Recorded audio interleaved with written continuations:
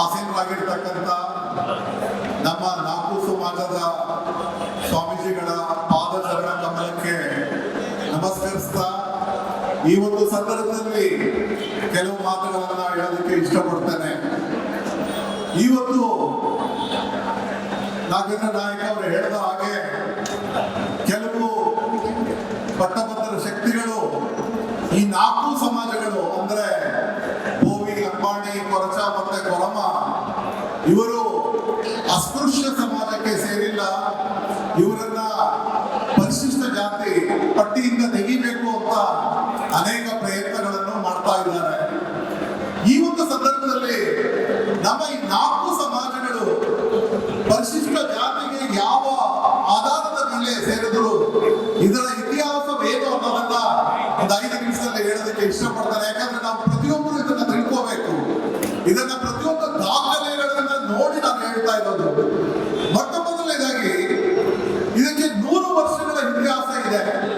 1917ರಲ್ಲಿ ಅಂದಿನ ಮೈಸೂರು ಮಹಾರಾಜರು ಈ 4 ಸಮುದಾಯಗಳು ತುಂಬಾ ಆರ್ಥಿಕವಾಗಿ, ಶೈಕ್ಷಣಿಕವಾಗಿ, ಸಾಮಾಜಿಕವಾಗಿ ಹಿಂದೆ ಬಿದ್ದಿದ್ದಾರೆ ಅನ್ನೋ ಕಾರಣದಿಂದ ಅವರನ್ನ ಡಿಪ್ರೆಸ್ಡ್ ಕ್ಲಾಸಸ್ ಲಿಸ್ಟ್ ಅಂತ ಅನ್ನೋದಕ್ಕೆ ಸೇರಿಸಿದ್ರು. ಈ ಡಿಪ್ರೆಸ್ಡ್ ಕ್ಲಾಸಸ್ ಲಿಸ್ಟ್ ಅಲ್ಲಿ ಇಲ್ಲಿದ್ದು ಈ 4 ಸಮುದಾಯ, ಇದರ ಜೊತೆಗೆ 2 ಸಮುದಾಯಗಳಿತ್ತು, ಆದಿ ಆಂಧ್ರ ಮತ್ತೆ ಆದಿ ಕರ್ನಾಟಕ. ಆದಿ ಕರ್ನಾಟಕ ಮತ್ತೆ ಆದಿ ದ್ರಾವಿಡ, ಏಕೆ ಏಡಿ ಮತ್ತೆ ನಮ್ಮ 4 ಸಮುದಾಯಗಳು. ಇದಾದ ನಂತರ 1935ರಲ್ಲಿ ಗವರ್ನಮೆಂಟ್ ಆಫ್ ಇಂಡಿಯಾ ಆಕ್ಟ್ ಅಂತ ಬಂತು. ಆ ಆಕ್ಟಿನಲ್ಲಿ ಯಾವ್ದು ಮೊದಲನೇ ಬಾರಿಗೆ 1935ರಲ್ಲಿ ಪರಿಶಿಷ್ಟ ಜಾತಿ ಅಂದ್ರೆ ಶೆಡ್ಯೂಲ್ ಕ್ಯಾಸ್ಟ್ ಅಂದ್ರೆ ಏನು ಅನ್ನೋದನ್ನ ಡಿಫೈನ್ ಮಾಡ್ತಾರೆ.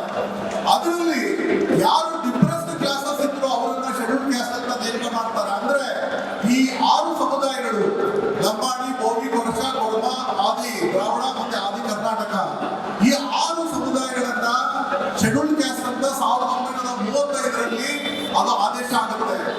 ನಂತರ 1950ರಲ್ಲಿ ಏನು ರಾಷ್ಟ್ರಪತಿಗಳ ಆದೇಶ ಮಾಡ್ತಾರೆ, ಪರಿಶಿಷ್ಟ ಜಾತಿಗಳ ಪಟ್ಟಿಯಲ್ಲಿ ಇರೋದು ಸಹ ಈ 6 ಸಮುದಾಯಗಳು.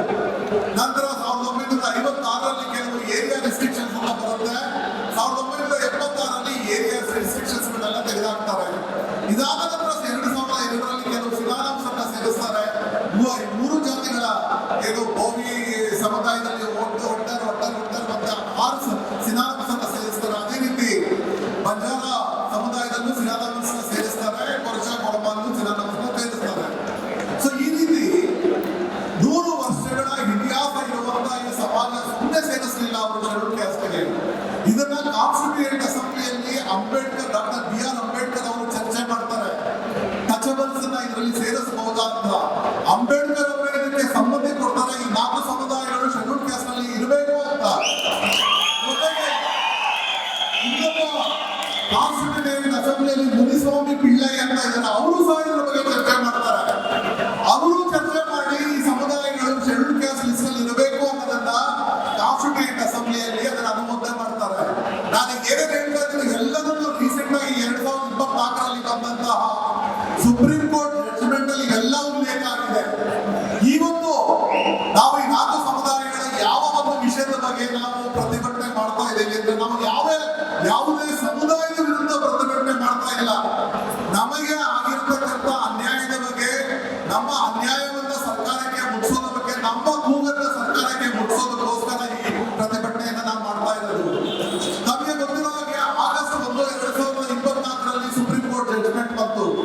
ಅದರಲ್ಲಿ ರಾಘವೇಂದ್ರ ನಾಯಕ್ ಅವರು ಹೇಳಿದ ಹಾಗೆ ಒಳ ಮೀಸಲಾತಿಯನ್ನ ಒಂದು ವೇಳೆ ಮಾಡಿದ್ರೆ ಕೆಲವು ಮಾನದಂಡಗಳನ್ನ ಫಿಕ್ಸ್ ಮಾಡಿದ್ರು.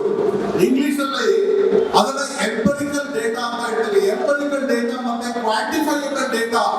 ಎಂಪರಿಕಲ್ ಡೇಟಾ ಅಂದ್ರೆ ಒಳ ಮೀಸಲಾತಿಯನ್ನ ಮಾಡಬೇಕಾದ್ರೆ ಯಾರು ಪರಿಶಿಷ್ಟ ಜಾತಿಯ ಕುಟುಂಬಗಳಿದ್ದಾರೆ ಪ್ರತಿಯೊಬ್ಬರ ಮನೆಗೆ ಹೋಗಿ ಸಮೀಕ್ಷೆ ಮಾಡಿ ನಂತರ ಅದನ್ನ ಕ್ವಾಂಟಿಫೈಬಲ್ ಅಂದ್ರೆ ಅದನ್ನ ಒಂದು ಎಷ್ಟು ಜನ ಇದ್ದಾರೆ ಅನ್ನೋದನ್ನ ಕಂಪ್ಲೀಟ್ ಡೀಟೇಲ್ಸ್ ಅನ್ನ ಮಾಡಿ ಒಳ ಮೀಸಲಾತಿಯನ್ನ ಮಾಡಬಹುದು.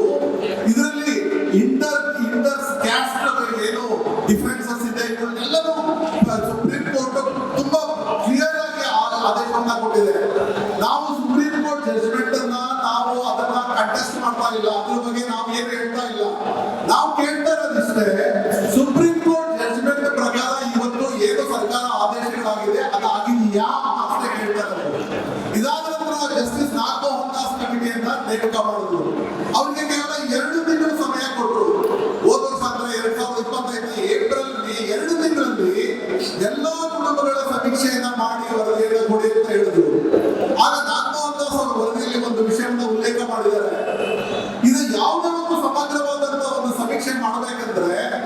ಸೆನ್ಸಸ್ ಟೈಮಲ್ಲಿ ನಾವು ಏನು ಸೆನ್ಸಸ್ ಬ್ಲಾಕ್ಗಳನ್ನ ಮಾಡ್ತೇವೆ, ಸೆನ್ಸಸ್ ಮಾಡುವಂತ ಸಮಯದಲ್ಲಿ ಪ್ರತಿಯೊಂದು ಮನೆಗಳನ್ನ ಗುರುತಿಸ್ತಾರೆ, ಯಾವುದೇ ಒಂದು ಮನೆ ಬಿಟ್ಟೋಗಿರಬಾರ್ದು. ಆ ತರ ಸೆನ್ಸಸ್ ಬೇಕಾದ್ರೆ ಮಾಡಿದ್ರೆ ಇದು ಒಳ್ಳೇದು. ಆಗ ನನಗೆ ಕೊಟ್ಟಿರೋದು 2 ತಿಂಗಳ ಸಮಯ, 2 ತಿಂಗಳಲ್ಲಿ ಇವೆಲ್ಲ ಮಾಡೋದಕ್ಕೆ ಸಾಧ್ಯ ಆಗಲ್ಲ. ಸೊ ಆದ್ರಿಂದ ನಾನು ಸೆನ್ಸಸ್ ಪ್ರಕಾರ ಹೋಗದೆ ನಾನು ಮತದಾರರ ಪಟ್ಟಿಯನ್ನು ತಗೊಂಡು ಮತದಾರರ ಪಟ್ಟಿ ಪ್ರಕಾರ ನಾವು ಸಮೀಕ್ಷೆ ಮಾಡ್ತೇವೆ ಅಂತ ಹೇಳಿದ್ರು. ಇದು ಮಾಡಾದ್ಮೇಲೆ ಏನಾಯ್ತು, ಈ ಎಂಟೈರ್ ರಿಪೋರ್ಟ್ ಅನ್ನ ಕೊಟ್ಟರು. ರಿಪೋರ್ಟ್ ಅಲ್ಲಿ ಏನಿದೆ ಅಂತ ನೀವು ನೋಡಿದ್ರೆ ನಮ್ಮ ಬೋವಿ ಸಮುದಾಯದ ಒಂದು ಇದು ಎಷ್ಟು ಜನ ಇದ್ದಾರೆ ಅಂತ ನೀವು ನೋಡಿದಾಗ ಜಸ್ಟಿಸ್ ನಾಗಮೋಹನ್ ದಾಸ್ ಅವರು ಕೊಟ್ಟಿರುವಂತ ರಿಪೋರ್ಟ್ ಅಲ್ಲಿ 11,29,000 ಜನ ಇದ್ದಾರೆ. ಅದೇ 2011ರಲ್ಲಿ ಸೆನ್ಸಸ್ ಆಯಿತು, ಕೇಂದ್ರ ಸರ್ಕಾರದ ಸೆನ್ಸಸ್ ಆಯಿತು. 2011ರ ಕೇಂದ್ರ ಸರ್ಕಾರದ ಸೆನ್ಸಸ್ ಅಲ್ಲಿ ಬೋವಿ ಸಮಾಜದ ಒಟ್ಟು ಜನಸಂಖ್ಯೆ 11,19,000. 15 ವರ್ಷಗಳ ನಂತರ ನಾಗಮೋಹನ್ ದಾಸ್ ರಿಪೋರ್ಟ್ ಪ್ರಕಾರ ಕೇವಲ 10,000 ಜನಸಂಖ್ಯೆ ಮಾತ್ರ ಜಾಸ್ತಿ ಆಗಿದೆ. ಅಂದ್ರೆ ಇದು ಸರಿಯಾಗಿ ಆಗಿದೆಯಾ? ಅವರೇ ಒಂದು ರಿಪೋರ್ಟ್ ಅಲ್ಲಿ ಹೇಳ್ತಾರೆ, ಡೆಕೆಡಲ್ ಗ್ರೋತ್ ಅಂತ ನಾವು ಹೇಳ್ತೀವಿ. ಅಂದ್ರೆ 10 ವರ್ಷಕ್ಕೆ ದಶಮಾನಗಳಲ್ಲಿ ಜನಸಂಖ್ಯೆ ಎಷ್ಟು ಜಾಸ್ತಿ ಆಗುತ್ತೆ ಅಂದ್ರೆ ಒಂದು 10 ವರ್ಷಗಳಲ್ಲಿ ಯಾವುದೇ ಒಂದು ಜಾತಿಗೂ ಅಂದ್ರೆ ವಿಶೇಷವಾಗಿ ಪರಿಶಿಷ್ಟ ಜಾತಿಗೂ ಸುಮಾರು 20% ಜನಸಂಖ್ಯೆ ಜಾಸ್ತಿ ಆಗುತ್ತೆ. ಸೊ 2011 ಸೆನ್ಸಸ್ ನಂತರ 2025ರಲ್ಲಿ ಇದು ಸಮೀಕ್ಷೆ ಆದರೆ ಈ 15 ವರ್ಷದಲ್ಲಿ 30% ಜಾಸ್ತಿ ಆಗಬೇಕು. ಅಂದ್ರೆ ಬೋವಿ ಜನಸಂಖ್ಯೆ 11,19,000 ಇದ್ದು 14,65,000 ಆಗಬೇಕು, 30% ಅಂದ್ರೆ. ಆದ್ರೆ ಆಗಿರೋದು ಕೇವಲ 10,000 ಮಾತ್ರ. ಸೊ ಇದೇ ರೀತಿ ನಮ್ಮ ಈ 4 ಸಮುದಾಯಗಳನ್ನ ನಾವು ನೋಡಿದಾಗ 2011ರಲ್ಲಿ ನಮ್ಮ ಜನಸಂಖ್ಯೆ 26 ಲಕ್ಷ ಅಂತ ಇದೆ ಕೇಂದ್ರ ಸರ್ಕಾರದ ಸೆನ್ಸಸ್ ಪ್ರಕಾರ. ಅದಕ್ಕೆ ನೀವು 30% ಆಡ್ ಮಾಡಿದ್ರೆ 34 ಲಕ್ಷ ಆಗಬೇಕು. ಆದ್ರೆ 34 ಲಕ್ಷ ಆಗಿಲ್ಲ.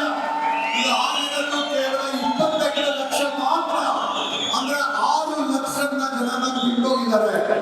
ಸೊ ಇದಲ್ಲದೆ ಇದು ನಮ್ಮ 4 ಸಮುದಾಯಗಳಿಗೆ ಮಾತ್ರ ಅಲ್ಲ, ಪರಿಶಿಷ್ಟ ಜಾತಿಯ ಎಲ್ಲಾ ಸಮುದಾಯಗಳ ನಿಖರವಾದ ಜನಸಂಖ್ಯೆ ಇಲ್ಲ. ಒಟ್ಟು ಜನಸಂಖ್ಯೆ ನಾವು ನೋಡಿದಾಗ ಜಸ್ಟಿಸ್ ನಾಗಮೋಹನ್ ದಾಸ್ ಕಮಿಟಿ ಪ್ರಕಾರ 1,07,000 ಇದೆ. 2011ರಲ್ಲಿ 1,05,00,000 ಇತ್ತು. ಅಂದ್ರೆ 15 ವರ್ಷಗಳಾದ ಮೇಲೆ ಪರಿಶಿಷ್ಟ ಜಾತಿ ಜನಸಂಖ್ಯೆ ಕೇವಲ 2 ಲಕ್ಷ ಮಾತ್ರ ಜಾಸ್ತಿ ಆಗುತ್ತಾ? ಇದು ನನಗೆ ನಂಬಕ್ ಸಾಧ್ಯ ಇಲ್ಲ. ಅಂದ್ರೆ ಜಸ್ಟಿಸ್ ನಾಗಮೋಹನ್ ದಾಸ್ ಅವರಿಗೆ ಕೇವಲ 2 ತಿಂಗಳು ಕೊಟ್ಟಿರೋದ್ರಿಂದ ಅವರು ಸಮಗ್ರವಾದಂತಹ ಒಂದು ಸಮೀಕ್ಷೆ ಮಾಡೋದಕ್ಕೆ ಸಾಧ್ಯ ಆಗಲಿಲ್ಲ. ಇದ್ರ ಜೊತೆಗೆ ಇನ್ನ ಕೆಲವು ಮುಖ್ಯವಾದ ಅಂಶಗಳನ್ನು ಏನೇನು ತಪ್ಪಾಗಿದೆ ಅಂತ ನಾನು ಹೇಳಕ್ಕೆ ಇಷ್ಟಪಡ್ತೇನೆ.